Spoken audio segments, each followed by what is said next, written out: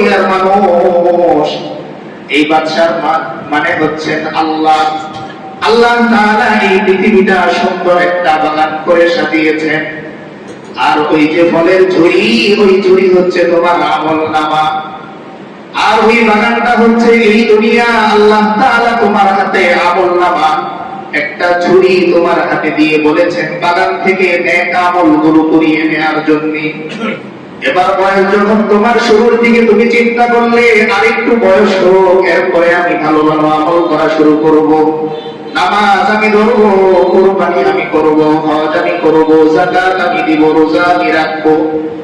এরপর যখন আবার কিছু বয়স হয়ে গেল, আবার চিন্তা আরো তো হয়তো অনেক সময় বাঁচবো, সামনের জিন্দেগিতে ভালো ভালো আমল করব। এভাবে দেখতে দেখতে একদিন হায়াতও আছে, আমল নামাও আছে, কিন্তু এবার শরীরের জোর কমে গেছে, শরীরের শক্তি কমে গেছে, আয়ু কমে গেছে। এবার হাত কাজ করে না, পা কাজ করে না, দিমাগ কাজ করে না। আগের মতো এখন আর শরীরের মধ্যে জোর পাওয়া যায় না। মসজিদে যাওয়ার ইচ্ছা, তবুও মসজিদে যাওয়া যায় না। দেখতে দেখতে হঠাৎ একদিন আজরাইল ওই বান্দার সামনে এসে উপস্থিত হয়ে যায়। ওই বান্দাটা খালি হাতে কবরের দিকে রওনা হয়। কবরে যাওয়ার পর এবার আল্লাহ যখন জিজ্ঞেস করেন, বান্দা এত লম্বা হায়াত, এত বড় একটা বাগান আমি আল্লাহ তাআলা তোমাকে দান করেছিলাম। বান্দা তোমাকে একটা লম্বা হায়াত আমি আল্লাহ দান করেছিলাম, দুনিয়ার মধ্যে বহু আমল করার সুযোগ আমি আল্লাহ তোমাকে দিয়েছিলাম। কিন্তু বান্দা আফসোস, আগামীকাল থেকে আমল করবে, আগামীকাল থেকে আমল করবে। এইভাবে দেখতে দেখতে একদিন বান্দা তোমার কবরের আগামীকাল চলে এসেছে। বান্দা তুমি খালি হাতে চলে এসেছো। তাহলে দুনিয়ার এই হায়াত এমন একটা সিচুয়েশন যে একবার আমি একবার সামনে এগিয়ে গেলে পেছনে আসার আর সুযোগ নেই। আমার বয়স যেদিন 26 পূরণ হলো, পৃথিবীর কোনো মানুষের ক্ষমতা নাই আমার বয়সটা 25 বানিয়ে দেয়। আইডি কার্ডে বয়স কমানো যায়, জন্ম নিবন্ধন কার্ডে বয়স কমানো যায়, কিন্তু আমার আল্লাহ আদালতে বয়স কমানোর কোনো সুযোগ নাই। বরং যতদিন আয়ু ধরা, আমি যদি চিন্তা করি মৃত্যুর একদিন আগে যে আমার বয়সটা পরিবর্তন করে যুবক হয়ে যাব, বয়স যুবক হবে, কিন্তু আমি যুবক হতে পারবো না। আমার আঙুলের শক্তি, আমার শরীরের শক্তি যতটুকু কমেছে, এই শক্তি আর কোনোদিন ফেরত আসবে না। এই জন্যই প্রত্যেকটা নেক আমল করার তৌফিক পাওয়ার সঙ্গে সঙ্গেই বারবার আলহামদুলিল্লাহ আলহামদুলিল্লাহ বলে বলে আমরা শুকরিয়া আদায় করি। এর কারণ যে আল্লাহ তাআলা আমাকে যে এরকম সুন্দর সুন্দর আমল তথা নেক আমল করার সুযোগ দিচ্ছেন, এই মেহেরবানি কার? একমাত্র আল্লাহ তাআলা।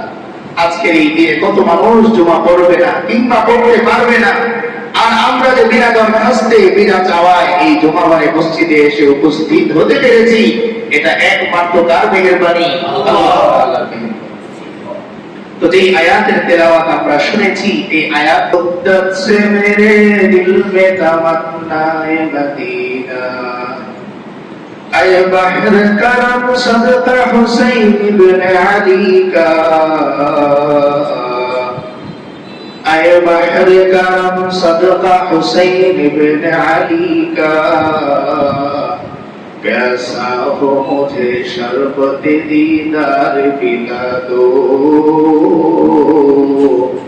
प्यासा हो मुझे शरबत दीदार पिला दो, बलगल उला बिकमालिही कशफत तुजा बिजमालिही सुनत जमीउ खिसालिही सल्लु अलैहि व आलिही। আলহামদুলিল্লাহ, মহান আল্লাহ তাআলার দরবারে লাখ কোটি শুকরিয়া যে মহান আল্লাহ রাব্বুল আলামিন আমাদেরকে হায়াতে বাঁচিয়ে রেখে আজকে এই জুমাবারে আমাদের সকলকে মসজিদে এসে বসার, কিছু কথা বলার, শোনার তৌফিক দান করেছেন। এজন্য আমরা সর্বপ্রথম সেই মহান মালিকের দরবারে কালিমাতুশ শুকর আদায় করি, আলহামদুলিল্লাহ। আমরা সকলেই এই কথা জানি যে একজন মানুষের জীবনের সময় বাধা সময়, এটা অফুরন্ত সময় নয়, সীমাহীন সময় নয়, স্থায়ী কোনো সময় নয়, বরং নির্দিষ্ট একটা সময় আল্লাহ তাআলা বান্দার জন্য নির্ধারণ করে দিয়েছেন। প্রত্যেকটা সেকেন্ড ঘড়ির কাঁটায় চলতেছে, তো তার হায়াত থেকে, তার জীবন থেকে একটা করে সেকেন্ড কমে যাচ্ছে। যেরকম একটা বড় বরফখণ্ড থেকে এক ফোঁটা করে পানি পড়তেছে, এর মানে এই নয় যে বরফটা কমতেছে না, বরং প্রতিটা পানির ফোঁটার সাথেই বরফের আয়তন, এই বরফের সীমা কমতেছে আস্তে আস্তে। দেখতে দেখতে এক সময় এই বরফের খণ্ডটা হারিয়ে যায়। ঠিক তেমনি আয়নার সামনে আজকে আমি যখন নিজেকে নিয়ে দাঁড়াবো, একটু চিন্তা করব, দেখবো যে আমার এই মুখের মধ্যে একদিন দাড়ি কিচ্ছু ছিল না, কিন্তু সেই মানুষটার মুখে আজকে দাড়িগুলো সাদা হয়ে যাচ্ছে, চুলগুলো সাদা হয়ে যাচ্ছে, চেহারার মধ্যে ভাঁজ পড়ে গেছে, হাতের যে চামড়াটা আগে মসৃণ ছিল, কোমল ছিল, এখন সেটা আস্তে আস্তে ঝরে পড়তেছে। এভাবেই দিন আমাদের চলে যাচ্ছে, সময় আমাদের ফুরিয়ে যাচ্ছে। দেখতে দেখতেই একদিন হঠাৎ করে গাড়িতে চলা মানুষটা কাটিয়ার মধ্যে চলে বসতেছে। দেখতে দেখতেই বিল্ডিং এর মালিক ওই মানুষটা একদিন কবরের মাটির মালিক হয়ে গেছে। দেখতে দেখতে একদিন এসি রুমে থাকা মানুষটা বাতিহীন, ফ্যানহীন, সাথীহীন, এক নীরব নিথর সে পড়ে আছে। এভাবেই আমাদের দিন আর আয়ু ফুরিয়ে গেছে। এজন্য ইমাম গাজ্জালী রাহমাতুল্লাহি আলাইহি দুনিয়ার এই জিন্দেগীর একটি উদাহরণ দিতে গিয়ে তিনি একটি ঘটনা বর্ণনা করেন যে একবার এক বাদশা, তার বিশাল এক আপেলের বাগান। তো বাদশা এক ব্যক্তিকে ডেকে বললেন, তুমি একটি ঝুড়ি নাও, আর এই ঝুড়িটি নিয়ে তুমি এই আপেল বাগানে প্রবেশ করো।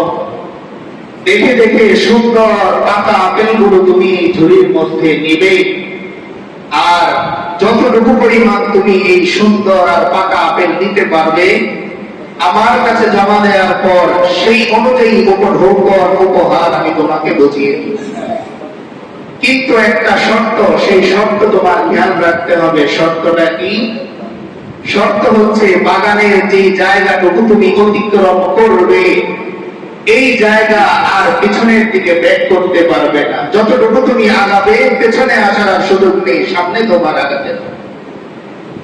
এবার ওই ব্যক্তি এই ঝুড়ি নিয়ে আপেল বাগানের মধ্যে প্রবেশ করলো। প্রবেশ করার পর প্রথমেই দেখতে পেল সুন্দর সুন্দর পাকা পাকা আপেল গাছের মধ্যে ঝুলে আছে। তাই সে চিন্তা করলো, বাগানের শুরুর দিকেই যেহেতু এত সুন্দর সুন্দর পাকা আপেল, না জানি বাগানের মধ্যখানে আরো কত সুন্দর আপেল আছে। সে ঝুড়ির মধ্যে কোনো আপেল না নিয়ে এগোতে থাকলো। কিছু দূর যাওয়ার পর দেখলো আরো সুন্দর সুন্দর পাকা পাকা আপেল দেখা যায়। সে ধারণা করলো, এখনো তো বাগানের অনেকটা ফল বাকি, হয়তো সামনে আরো সুন্দর, আরো বেশি পাকা ফল পাওয়া যাবে। এভাবে হাঁটতে হাঁটতে একটা সময় সে বাগানের শেষ প্রান্তে চলে আসলো। কিন্তু এবার আফসোসের বিষয় হলো এই, বাগান তো আছে ঠিকই, কিন্তু বাগানে আর কোনো আপেল দেখা যাচ্ছে। সে এবার আফসোস করে বাদশার কাছে চলে আসলো। ঝুড়িটা তার ফাঁকা, মস্ত ঝুড়ি। যেই বাগানে সে প্রবেশ করেছিল, সেই বাগানে বহু ফল ছিল, পাকা ছিল, সুন্দর ছিল, কিন্তু সে ঝুড়ির মধ্যে কোনো আপেল নিতে পারল না। এবার ইমাম গাজ্জালী রাহমাতুল্লাহি আলাইহি বলেন, ও